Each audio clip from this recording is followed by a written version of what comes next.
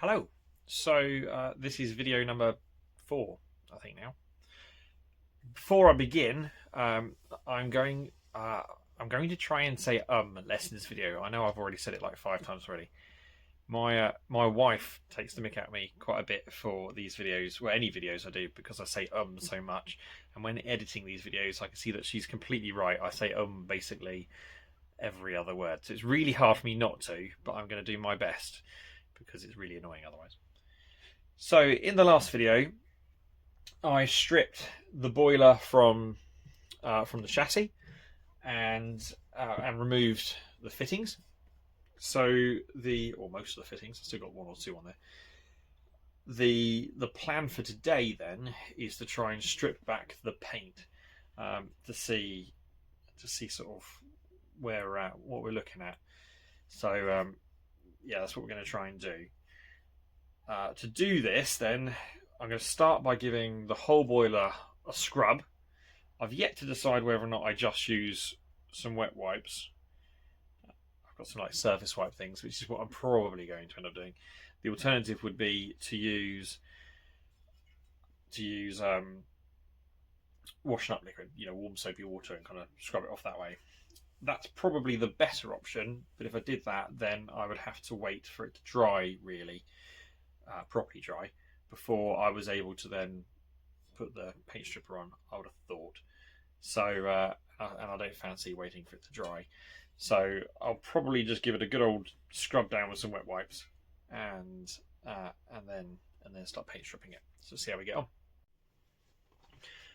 Right, let's begin. So I did realise that I filmed the entirety of the last video, I think, in portrait. So that's less than perfect. So this one I'm going to try and do in landscape because it's just a little bit better for YouTube. So I've got some of these, I don't know if you'll be able to see that, universal wipes. So I'm literally just trying to scrub off the worst of the dirt and grime. I don't actually know how important this is. It could well be that the paint removal stuff would work fine without doing this, but for the sake of 5 minutes and giving it a bit of a scrub, it's sort of a no-brainer really. I might as well just do it. It's not like it's a hardship to give it a scrub with a wet wipe.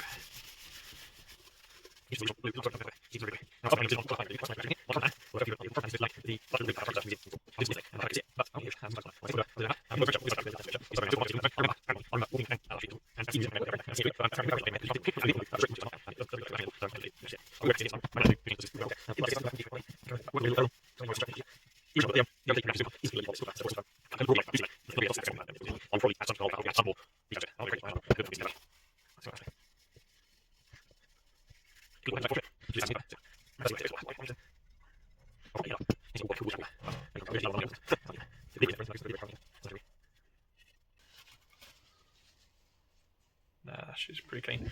Right, that's that done. Put them in the bin. So, I could do with giving that a dry. Do I have a towel anywhere that I could use? Yes, I do.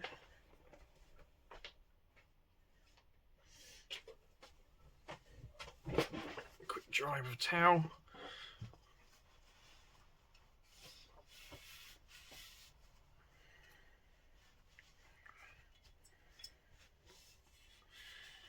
And we are ready for paint stripping. It's quite a bright blue though, isn't it, actually, when you get it there.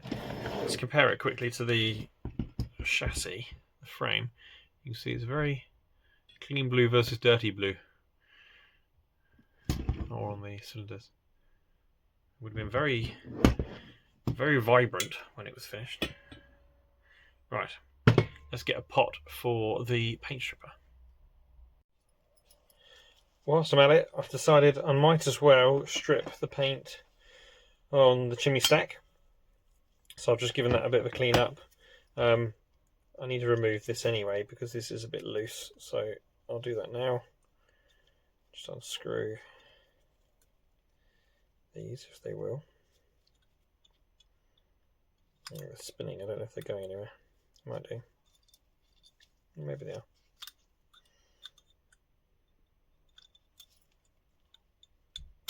That won't much pull out.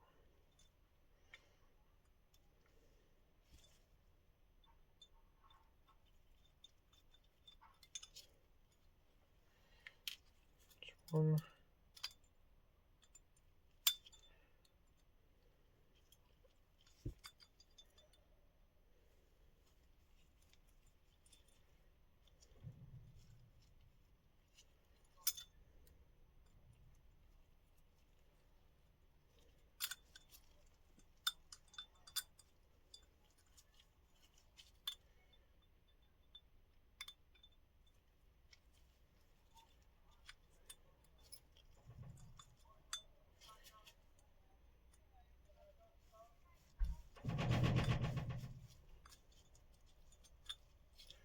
There we go. Got that out. Just get rid of those little fittings. Little bolts. There you go. I use the word bolts, but are they bolts or are they screws? Somebody tell me in the comments. Somebody say, are they bolts or are they screws?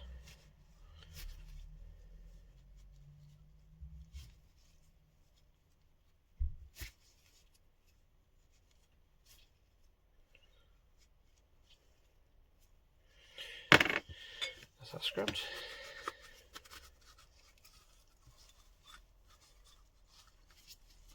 Okay, right, we're there. Okay, so I've got gloves on because this is a messy job, and the stuff's not very nice. And I've got a mask on as well because, again, I don't want to be breathing in all these horrible fumes. So I'm going to be using this stuff. It's what I use on the frame for the tender. So it's quite simple. You slop it on. You give it, apparently, in theory, you give it an hour, and then you give it another coat. And then you leave that for an hour as well. But I did find when I did the tender that actually the first hour is probably enough. So I'll put a heavy coat on, give it an hour, and see how we get on. It could be that that's enough there and then. So let's do that then. So old skanky paintbrush. Oh, this is gonna be hard. I've got the camera mount in the way. Okay, let's do that. So a load of it. I want to go really thick with it.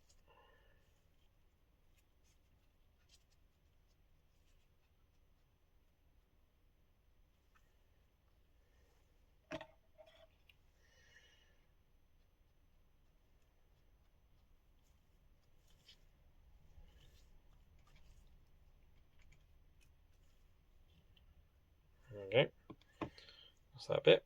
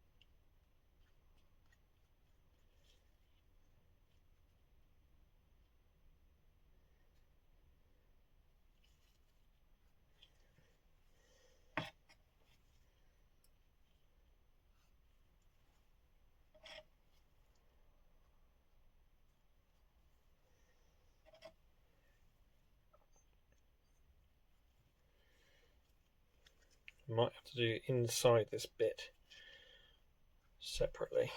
I don't know if I'll do it all at once.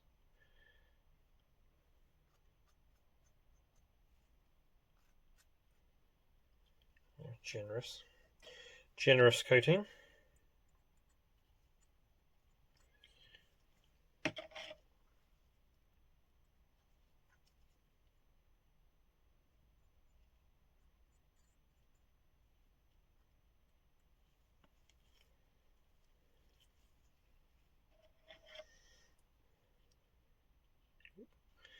Just got it all over my glove.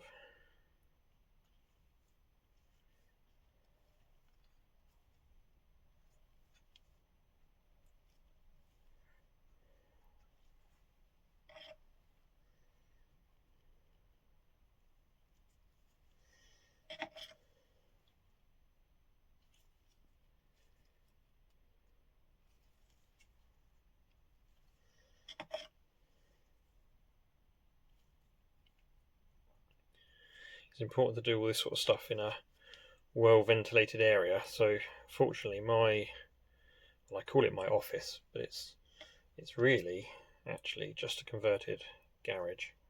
So I've got the garage door open, so I'm absolutely freezing, and you might be able to hear some people talking out on the street as well. Right, that I might do the inside separately. Although I suppose the inside doesn't really matter. We're not going to see it, are we? Okay. Slop that on. Chimney stack.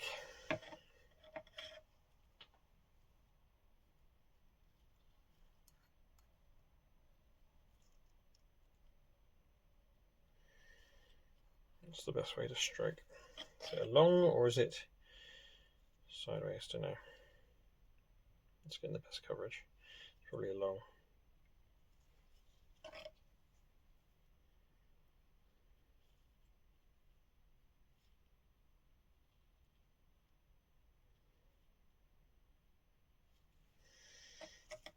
It's almost tempting just to dip it in the bottle. I'm not going to, but the thought had crossed my mind.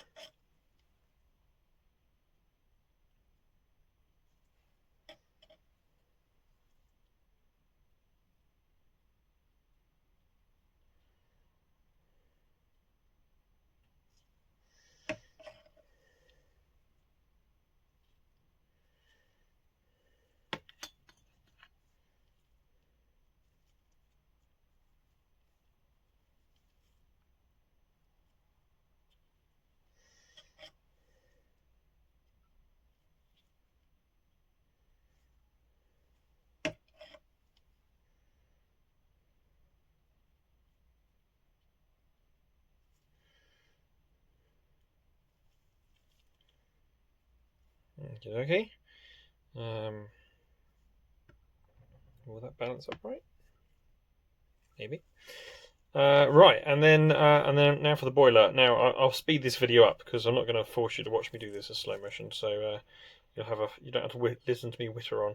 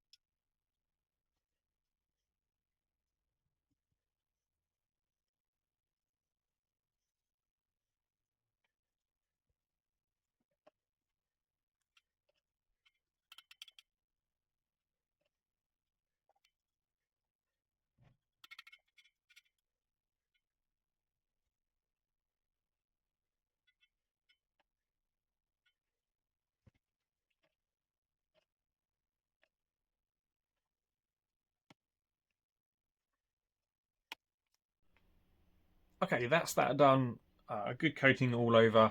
It's already blistering on some bits, so that's good. So I'm now just going to leave it. I'm going to leave it for an hour, and then we'll come back and we'll scrape it all off with some plastic scrapers and some brushes and things, and see if we can get the paint off. It might be that it needs another coat and wait another hour, but we'll just see how we go. Right, see you in an hour. Okay, so an hour later, I'm back and I'm ready to start trying to remove some of this paint. As you can see, it's blistered, so that's a good sign. I've got a plastic scraper and I've got a kind of plasticky scrubby brush, so we'll see if that's enough. Just to one side, I've got a pot of water, so once I've had a go scrubbing off some of these bits, then I'll rinse it out in the water and see if that works. So let's give it a go.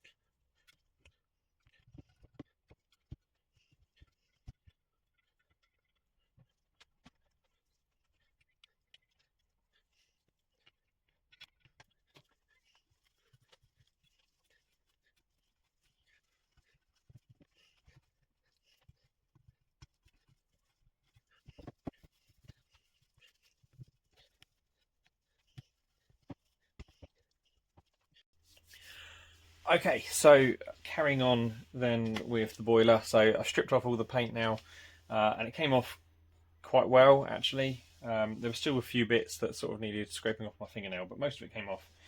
And it's enabled me to have a sort of good look at the boiler and how it looks. Obviously, there's a lot of silver solder in places. It's not the neatest silver soldering job I've ever seen, although again, I'm no expert. In fact, far from an expert, but it's just about seeing there. So again, as I said before, I have no real idea on whether or not this boiler is going to pass muster. It's something I don't know anything about, so it will ultimately come down to going to a club to have a look at it for them to make the decision.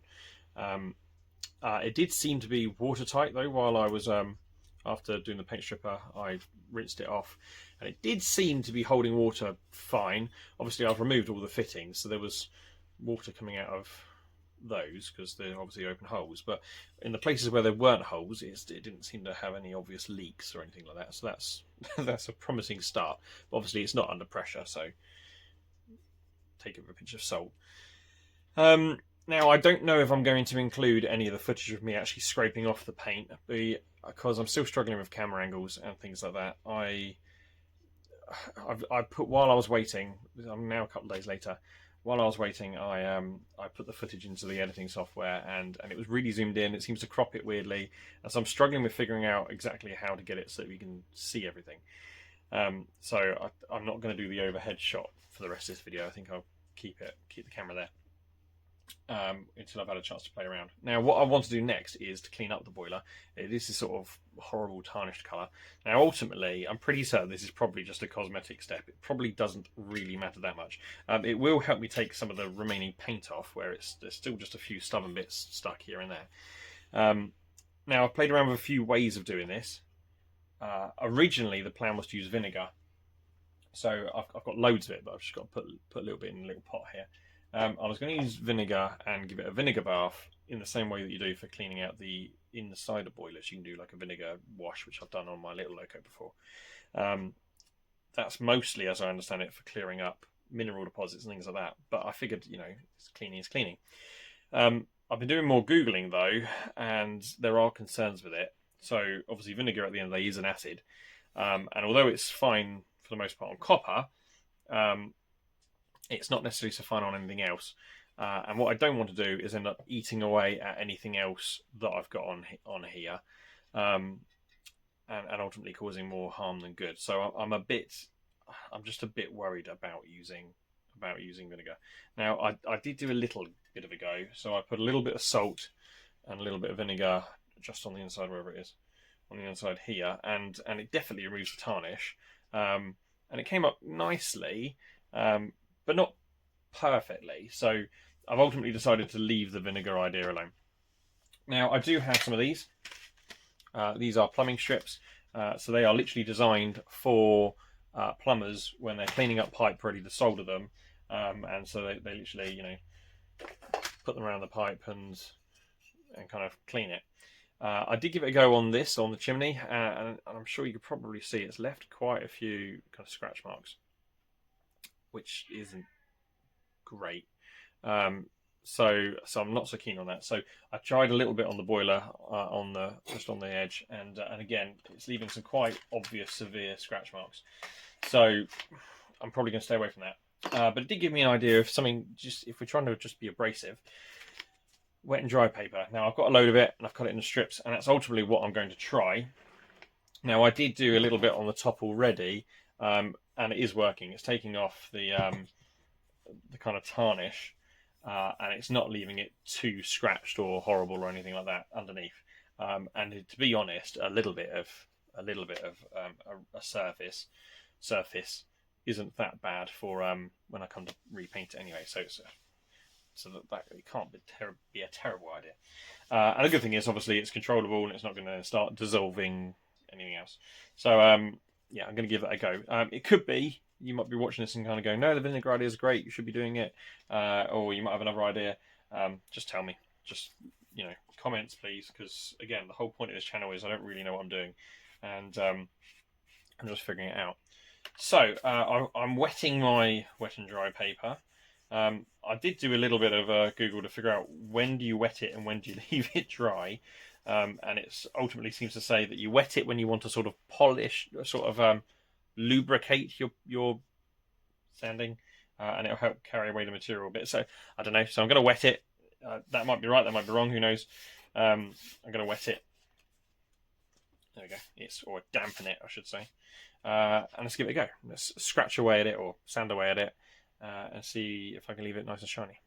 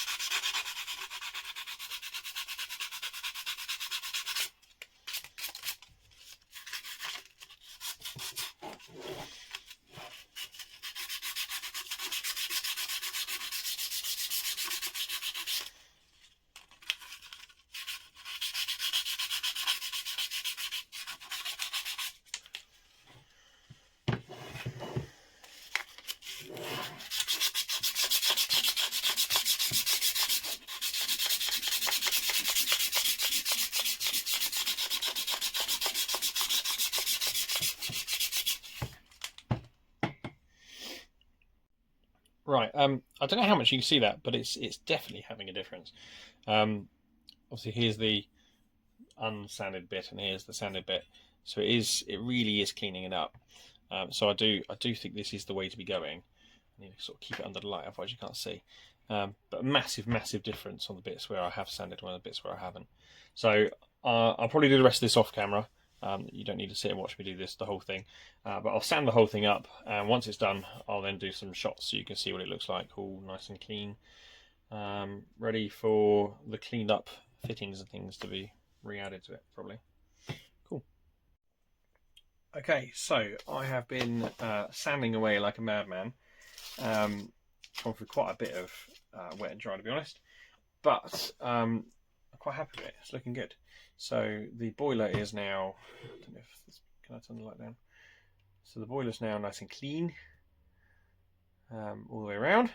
It's had a really good sand up all over. The back plate was particularly hard to do, as was around the boiler stays, so it's not perfect around these on either side, but it is looking nice and shiny, nice and clean.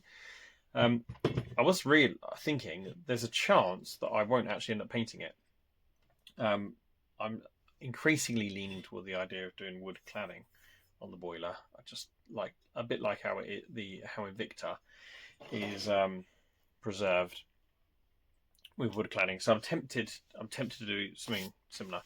I have no idea if that would be possible. I read online that could be quite hard. So it could well be that this never actually needs to be painted. I don't know. But then again, maybe painting it will then protect it. So, I don't know. It's been a ponder. While I was at it, I sanded this up because I had sort of ruined it when I attacked it with this stuff. I had horrible scratches on, whereas now it doesn't. It's now nice and smooth. Not all of the paint had come off this. There are still patches, but this is due to be repainted anyway. This will go back to black at some point. And again, I did the brass dome. This might actually stay this colour. So there is, like I said before, there is one in a museum near me, a 3.5 inch Canterbury Lamb that's finished, and they don't have the dome painted, and it looks really nice. So I might do the same thing. So yeah, right. So what I'll do, I'll quickly take this off, and I'll spin, if I can figure out how to do it. Spin the camera. Nope, the camera around. There you go. Spin the camera around, and then I can just do a little bit of I'll show you what it looks like. The desk is particularly messy at the moment. I don't like that. So if I turn the light up a bit better. There you go. I'm a little bit concerned about that. Looks like there's pitting. It doesn't seem to be the copper. It seems to be the silver solder. So I don't know if it's actually before. I don't know if it's wear or what. It's also exactly the same on the other side. Here, so it could be pitting. It probably is pitting, but it could also be. I don't know if it could be bubbles where it was silver soldered or something. I also am aware that all that is like a silvery grey colour, and this stuff is like a brassy gold colour. So I don't know the difference. Is one silver soldered and the other's soft soldered? Maybe. Don't know. Questions to ask. There's the bottom. That was quite hard to clean up, sand up, because the sandpaper couldn't really get into this crease. And you can still see a little bit of the original. This was originally clearly once painted bright green. You can still see a little bit of it there. I see it all over the place. I'm guessing it was the same green as on the wheels. It was at one point green. So I wonder how many owners this went through. If it was just one owner or two owners or what. Who knows? Right, let's end the video there.